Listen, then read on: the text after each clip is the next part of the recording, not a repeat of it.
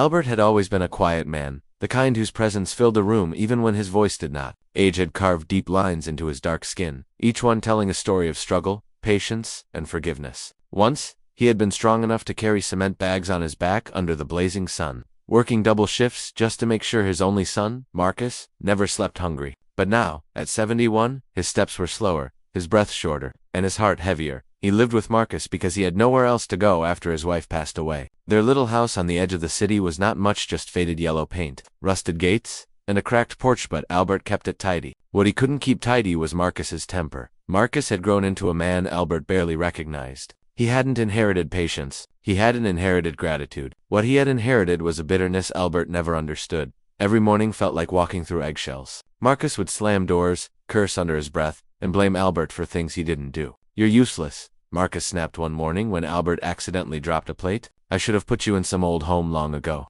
Albert bent down slowly, picking up the broken pieces with trembling hands. "I'm sorry, son," he whispered, though he didn't know why he apologized anymore. He didn't deserve this. But he loved Marcus. He loved him like only a father could, with a heart that refused to stop caring. Even when it was breaking dawn at night, Albert prayed for his son. No matter how harsh Marcus became, Albert always whispered the same words: "God, protect him, guide him, keep him safe." But Marcus was drifting farther away by the day. He had started gambling, drinking, bringing strangers into the house at odd hours. Money vanished, excuses grew, and Marcus's anger turned darker, hungrier. Albert noticed bruises on Marcus's knuckles one evening. "You got into a fight?" he asked gently. Marcus glared at him. "Mind your damn business, old man." Albert swallowed the hurt. He tried to cook dinner the way Marcus liked fried fish and rice, but when Marcus came home drunk and found the food still warm on the stove, he shoved the plate away. "I didn't ask you to cook," he shouted. The food crashed onto the floor. Albert didn't argue. He simply knelt again, silently, picking up the pieces like he had done so many times before. But something changed in the house that night. Something in the air felt colder. Something in Marcus's eyes felt sharper. Albert saw it when Marcus staggered to his room, slamming the door. The anger wasn't just anger anymore. It was hatred, the kind Albert had never seen before. The next morning, Albert found Marcus pacing near the kitchen table with a bottle of cheap whiskey in his hand, even though the sun had barely risen. "Rough night?" Albert asked softly. Marcus's jaw tightened. He didn't answer. "You know I'm here for you," Albert continued. "You can talk to me. You don't have to carry everything alone." Marcus turned slowly, his eyes bloodshot and cold. "You think I need you?" he hissed. "All my life I suffered because of you. You gave me nothing. You made my life miserable." Albert stepped back, stunned. "Marcus, everything I did for you." Marcus laughed, a bitter, ugly sound. "Don't pretend you were some perfect father. You're the reason I'm stuck. The reason I failed?" Albert didn't understand where all this hate came from. He didn't know if Marcus really believed what he said, or if the alcohol, the debts, and the broken pride had poisoned his mind. But he understood one thing clearly. Marcus didn't see him as a father anymore. He saw him as a burden. Later that evening, after a tense, silent dinner, Albert walked to his small room, sat on the bed, and felt tears slide down his cheeks. He hadn't cried in years. He had always been the strong one, the quiet one, the unshakable presence. But tonight, he felt weak, truly weak. He whispered into the darkness, "I wish your mother were here. She would know how to reach him." As he lay down, he didn't know that in the next few days, Marcus's darkness would grow into something unimaginable, something deadly, and Albert would face a pain deeper than anything life had thrown at him, because the son he loved more than his own life was about to cross a line there was no coming back from. The storm had begun, and it was only the beginning. The days that followed were unsettling. Marcus had always been unpredictable, but now his behavior had shifted into a dangerous unpredictability. He avoided Albert during the day, but moved like a restless shadow at night, slamming cupboards, whispering angrily to himself, rummaging through drawers as if searching for something he had lost long ago. One evening, Albert found Marcus sitting alone on the porch stairs, elbows on his knees, eyes distant. It was rare to catch him in a quiet state like this, so Albert sat beside him without saying a word. They watched the sun melt behind the old trees, painting the sky in orange and gold. Marcus finally broke the silence. "They're coming for me." Albert's eyebrows knitted together. "Who's coming?" Marcus didn't answer. Instead, he rubbed his face with trembling hands, his breathing uneven. Albert reached out, placing a gentle hand on his shoulder. "Son, if you're in trouble, let me help." Marcus jerked away as if the touch burned him. "You help? You couldn't even help yourself." Albert swallowed the pain again. He had gotten used to these daggers thrown at him every day, but each one still cut deep. That night, while Albert was washing dishes, he overheard Marcus talking on the phone. His voice was hushed but intense. "I'll get the money soon. I said, I'll handle it. Just give me time." Albert paused, the soapy dish slipping from his fingers. He knew that tone. He knew that desperation. Debt, dangerous debt, and whoever was on the other end of the call didn't sound patient. When Marcus hung up, he stormed into the kitchen. "What are you staring at?" he snapped. "I heard you're struggling," Albert said carefully. "Maybe I can, you can't." Marcus slammed his fist on the counter. "You don't have money. You don't have anything." Albert stepped back, his heart trembling not from fear, but from helplessness. That night, Marcus didn't sleep. Albert heard him pacing the hallway, muttering, opening and closing cabinet doors. He seemed to be searching for something important. Albert didn't know what it was, but the way Marcus moved, frantic, angry, desperate, made him sit up in bed, feeling uneasy. The next morning, a man came to the house. His clothes were expensive, but his presence carried danger like a scent. Albert was sweeping the porch when the man approached. "You Marcus's father?" he asked. Albert nodded cautiously. "Yes." The man smirked. "Tell your son he has until Friday. After that, he pays in blood." Albert's heart clenched. "Please. He's just made some mistakes. We all make mistakes," the man interrupted, stepping closer. "But debts don't care about mistakes. They care about payment." Albert felt cold sweat gather on his back. The man walked away casually, as if he had just delivered a grocery list instead of a threat. That evening, Albert confronted Marcus. "Son, I think you're in serious trouble. You need to talk to me." Marcus slammed his chair back. "I don't need your lectures." "Marcus, someone came today. He threatened your life." "So what?" Marcus snapped. "Maybe it's better that way." Albert froze.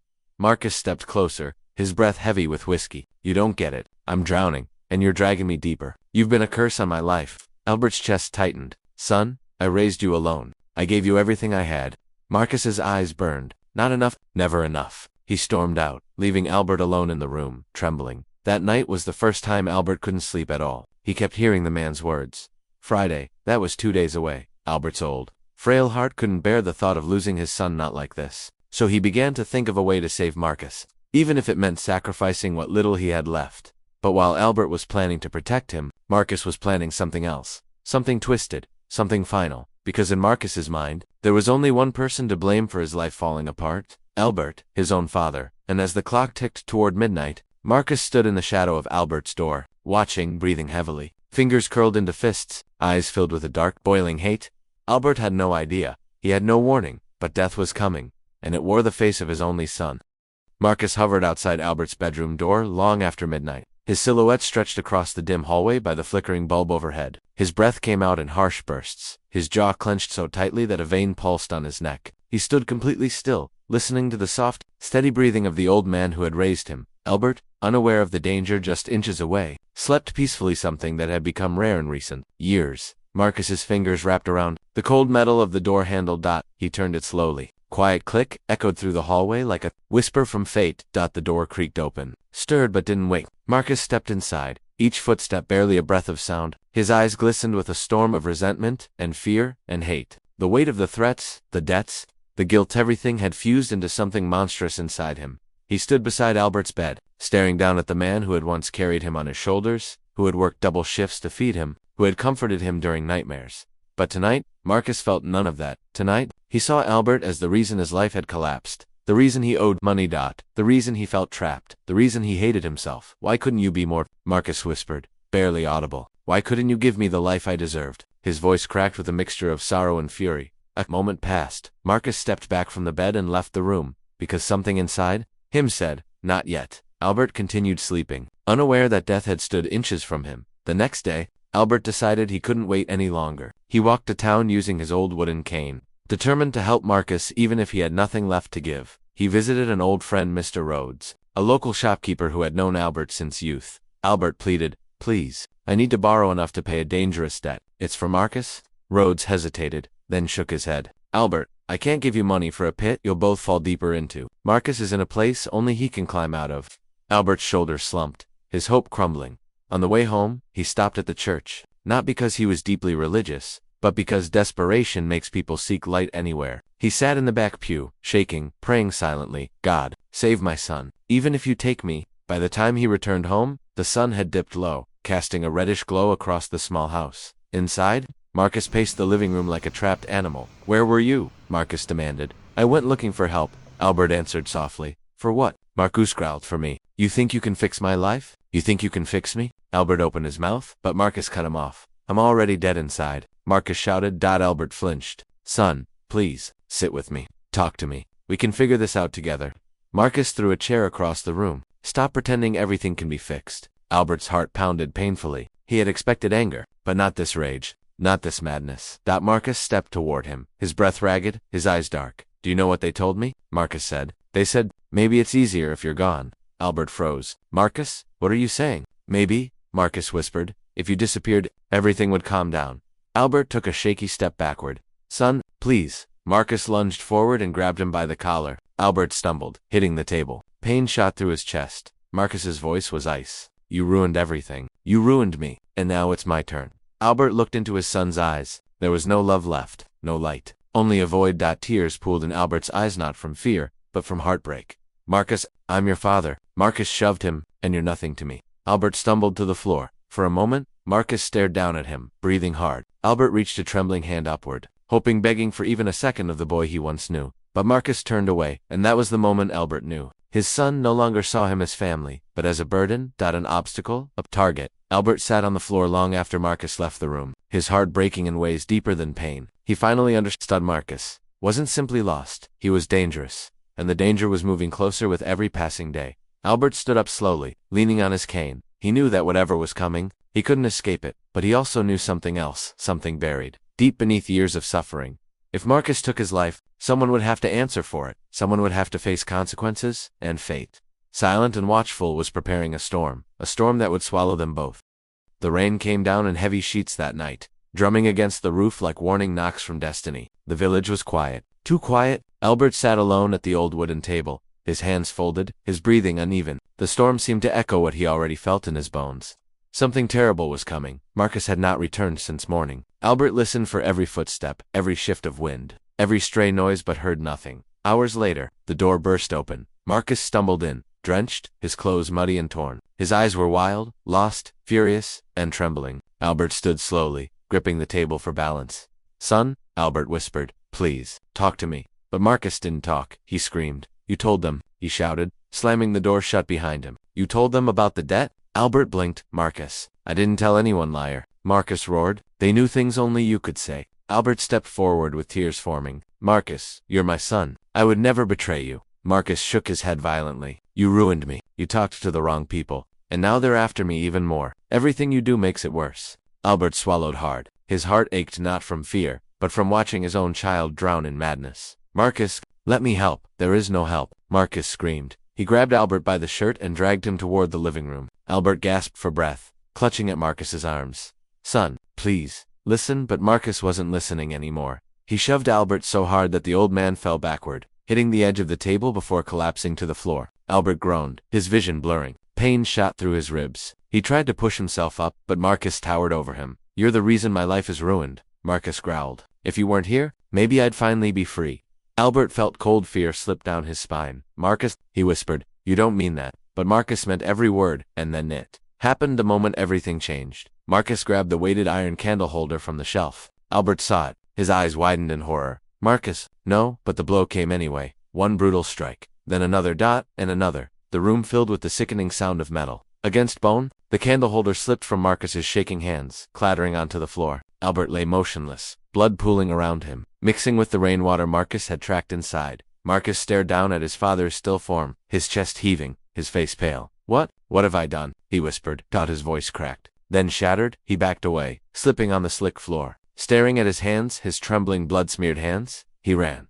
Albert's neighbor, an elderly woman named Mrs. Hanley, had heard the yelling through the storm. She rushed over, knocking frantically on the door. When no one answered, she pushed it open. What she saw made her scream. Albert lying in a pool of blood, his eyes barely open, barely alive. She ran outside, shouting for help. A younger neighbor called the police and an ambulance. Within minutes, the quiet village erupted with flashing lights and frantic voices. Albert was rushed to the hospital, but he was fading fast. A police officer bent over him as medics pushed the stretcher toward the ambulance.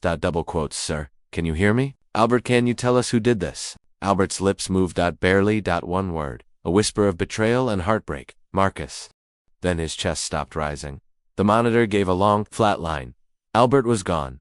The police searched the village through the night. The storm made the ground muddy, but Marcus's footsteps were everywhere, wild, erratic, leading toward the woods. They found him the next morning, sitting alone under a collapsed tree trunk, shaking, sobbing, his hands still stained with blood. The officers approached carefully, but Marcus didn't resist. He didn't run. He didn't speak. He simply lifted his hands, wrists trembling, and whispered, "I killed him. I killed my father." They arrested him on the spot. The village gathered silently as Marcus was taken away in handcuffs. Some people cried, others whispered prayers. Everyone stood in heavy, mournful stillness as the truth settled over them like a cold fog. Albert had suffered in silence, and justice, though brutal, had arrived. Albert's funeral was small but deeply emotional. Neighbors who had known him for decades came with flowers. Mrs. Hanley sobbed uncontrollably.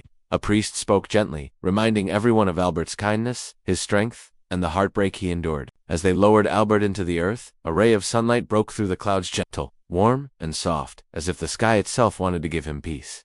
A justice of nature, a justice of fate, a justice long overdue. Marcus's trial was one of the most painful moments the village had ever witnessed. He sat in the courtroom hollow-eyed, unable to look at anyone. Every witness spoke of Albert's kindness, his sacrifices, and Marcus's unraveling behavior. Marcus never defended himself, not once. He only said one thing during the entire trial, his voice barely audible: "I wish I had loved him back." He was sentenced to life in prison, a justice the law demanded, a justice Albert's soul deserved. Years later, villagers would still talk about Albert. They would talk about his kindness, his patience, his humility. They would tell young children about him at community events, reminding them to respect parents, to value family, to never let anger turn to hatred. Albert became more than a tragedy. He became a lesson, a symbol, a warning, a quiet hero whose life, though ended by cruelty, sparked compassion in everyone who heard his story. And Marcus, even in prison, he carried a picture of Albert that a guard had slipped into his cell, saying softly, "You need to remember the man who loved you." Marcus cried every night looking at that picture. His punishment wasn't the prison walls, it was the weight of what he had done, the echo of Albert's last word, the word that would haunt him forever. Marcus,